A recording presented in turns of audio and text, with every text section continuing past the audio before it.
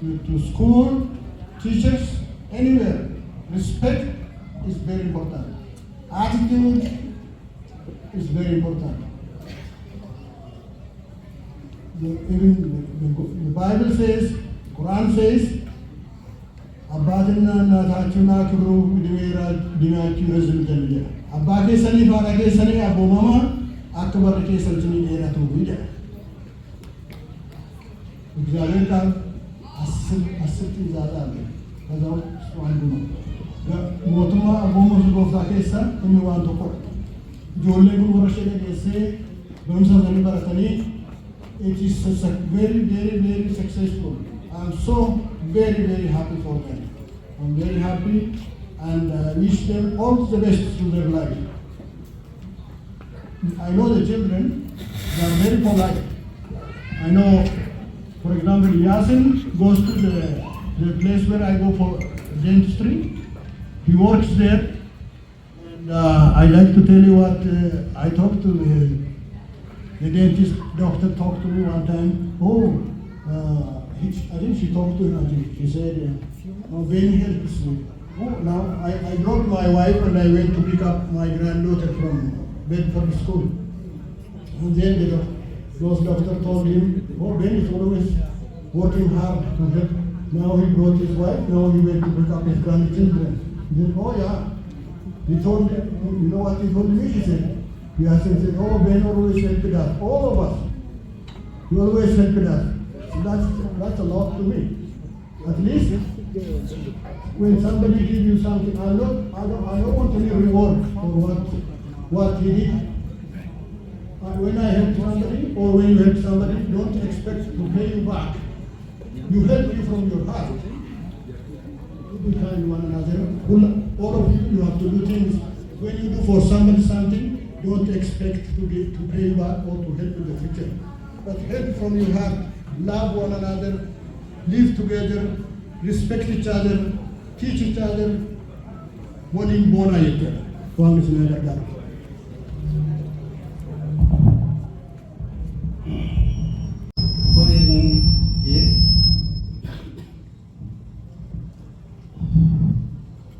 السلام عليكم ورحمة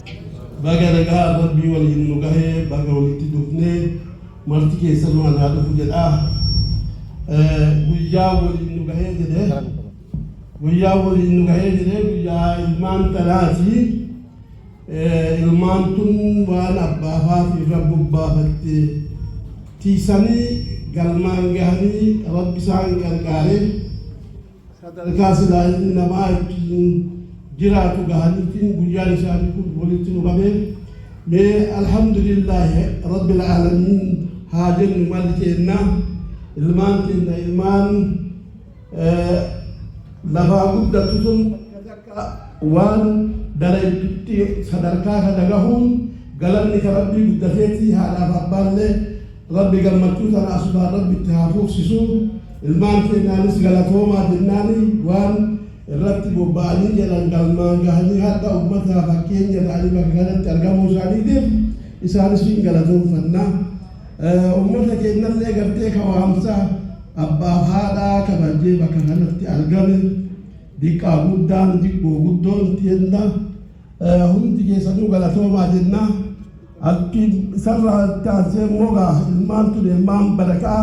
tanamuu irratti ilaallatu rabbi isaan haa godhu. تهذا فبان رتي بلت ربي هاغدو المام دي يبوكي ربي نو هاغدو برنون نساني بن كوايرا وربي نو هاغدو المام تدتو وانتو هندي نو يسال لالتي ورا وجنا بيمي وان هكان قبل ولين ابن زمان كلا لم تيفتو برنون تساتي بيكم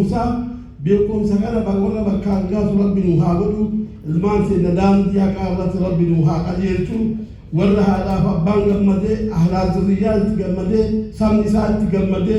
سبلامي تجمد ربنا وهاجود المام بركات وان دلالو قلمانية توان كبت بركانية ربنا وهاجود هذا فبان ساني ربي أمري هذا رسول المام في ولي كبدي أكلم برسيفتو وان قدودا فكيان لما هيكوتا أنجتا فكيان هذا المام جيلانا المام جيلانا جند جبتون دا fakkeenya akka taatetti ilaalla akkuma kanaan dura namoonni mana tokko akkamatti ijoolleen keenya mana barumsaa irratti hirmaatanii bakkaan gahanii nu gammachiisaa turan hadda dabartee koreen isaan dhaqqabtee koree tana rabbi ammallee kabirti nu haa dabarsu asirratti hin kutini warra barateetiin gartee waan barate kan dalagaa hojii rabbi isaan haa godhu rabbi hundi isaanii haa dheeressu rabbi isaan haa ijaaru warra namni irraa ijaaramu rabbi isaan haa godhu warra itti gammannu rabbi nu haa godhu.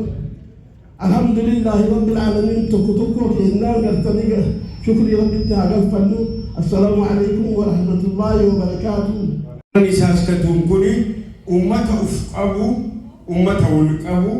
ummata jira ummata akkasiisan jecha namni waan ufiitiif naannoo ufii itti jirutti yoo deebi'u hin gammadaa hedduu akka malee gammadi kalee urga dhufee jedhe amma immoo akkan isin wal geetanii argitanii baatanii akkana ta'u hedduu na gammachiise gaafa duraanii waa jenne yeroo OMN asii deemaa Kaalgaarii deemnu sanii nuti shaaskatuuni gosa diqqoo gosti diqqoon jabeessitee wal qabatti wal dhageettii nuti warri shaaskatuun gosa diqqaa jenna maaliifi uummanni Kaalgaarii guddina nu taraa Edmonton guddina nu taraa nullee ammoo jabaatatti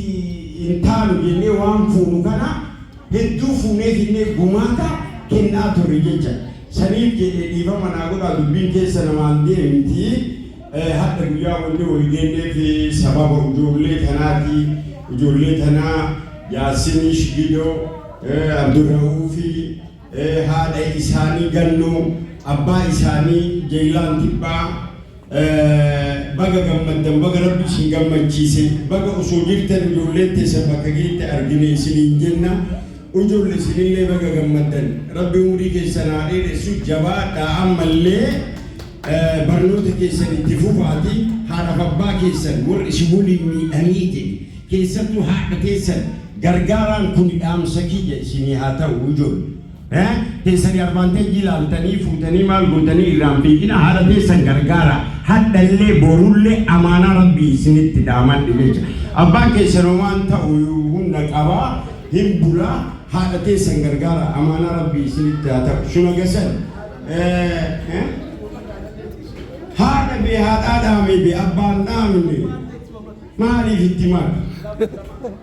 abbaan hunda qaba abbaan imaam taatanii hin danda'a ati isin haadhuma amaanaa irraa fuudhaa ijoollee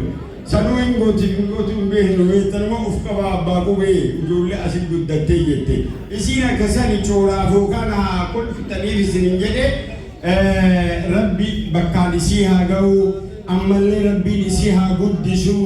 rabbi argitee tana caalaallee eda'ee isaanii haa godhu taawwan lamaan illee argitee amma fuudha heddii geettee gaafa dalagaa qabattee jettee rabbi hamilee geettu isaanii haa fidu haa jiraatanii jiraadhaa uummata kiyya uummata saskatuun akka waan isin keessaa baheetitti isin jaaladhaa baga nagaan osoo hin duune wal argine ammoo alhamdulillah jechuun kiyya jaartiin asliin nurraa amrii ta'anii sun gaddee hedduunatti dhagahamee jira deebi'iiti zoodeenillee hedduu tanan jirtu hin argine manallee dhaqee ganama kana dhabeeni hin argineeni biraa dhabee deebi'ee sila arguu fedheeni isinillee akkuma amma ijoollee tana amaanaa isinitti dhaaman amaanaa rabbii isinitti haa ta'u Oromoo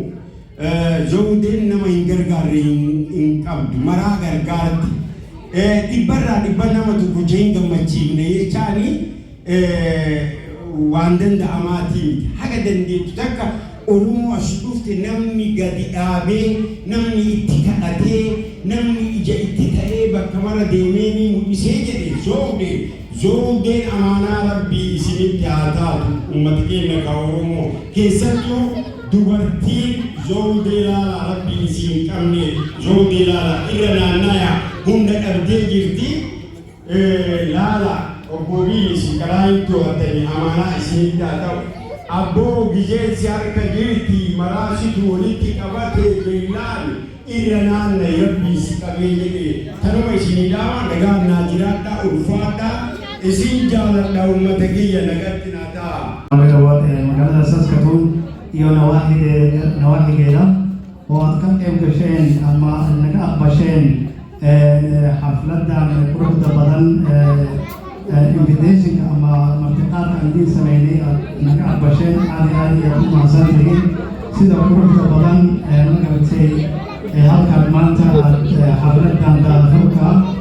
waxbarashada ama qalinjibinta aad ka qayb gasheen aad iyo aad ayaan idinkaga mahad celinaynaa maanta runtii waa maalin aad iyo aad u weyn waa maalin taariikh ah waa maalin caruurteena oo 3 wiilal oo walaalo ah qalinjibin ay ku sameeyeen dalkan taasoo qoyska jaylaan iyo qoyskiisa farxaddeena inaad la qaybsataan oo garab istaagtaan markaan aad timaadaan oo aad muujisaan inaad garab aad taagan tihiin si guud iyo si gaarba mar kale iyo mar labaad waan idinkaga mahad celinaynaa maanta sida aad loo socotiin 3 wiilal rafaad iyo sida iyo dhibaato fara badan kadib maanta waxay muujiyeen in wixii aad abuuratay oo dib aad u hesho oo miraheeda aad aragto runtii waa mahad ilaahay waa wax ilaahayna lagu mahad celiyo dhammaantood markaatay idinkan labadan yaasiin iyo shibido waxay ka qalinjibiyeen dhinaca caafimaadka dhinaca ilkaha gaar ahaaneed ninka kalena wuxuu la shaqayn jiray gaariga ambulanska ayuu la shaqayn jiray hadda wuxuu u muhireeyey dhinaca dardamiska dhammaantoodaba intii waxaan ka filaynay wax badan bay sameeyeen farxaddan quruxda badan oo aad magaratay muujiseen bulshada soomaaliyeed ahaan haddii aanu nahay dadka magaratay oromo community saskatoon waxaan idinkaga mahad celinaynaa mar koowaad iyo mar labaad aad iyo aad ay u mahadsan tihiin ayaan idin leeyahay insha allah halkaas un baan magaratay wixii kale iyo luqadiya waxaan u malaynayaa inay la fahmaysaan afka ingiriisiga halkaas ayaan uga baxayaa barnaamijka afka soomaaliga أعزائنا المشاهدين الكرام السلام عليكم وأهلا بكم أعزائنا المشاهدين أهلا وسهلا ومرحبا بكم بمناسبة حفل الختام للمدرسة نرحبكم جميعا بأسلوب بسيط من القلب ونشكركم بحضوركم الكرام نرحبكم أجمل الترحيب بوجودكم معنا اليوم بكثيرا يسرنا أن تكونوا معنا في حفل بمناسبة ختام المدرسة أن أنتم يعني في قلبنا دائما ونشكركم إن شاء الله هناك يعني أعتقد أن كلكم تفهمون اللغة الإنجليزية لا أتكلم كثيرا فقط أريد أن أقول لكم نشكركم كثيرا وبارك الله فيكم بحضوركم معنا أن تكونوا جنبنا وإن شاء الله سوف نحكي بمناسبة أخرى والآن سأقول لكم فقط أتمنى لكم الخير والتوفيق بإذن الله.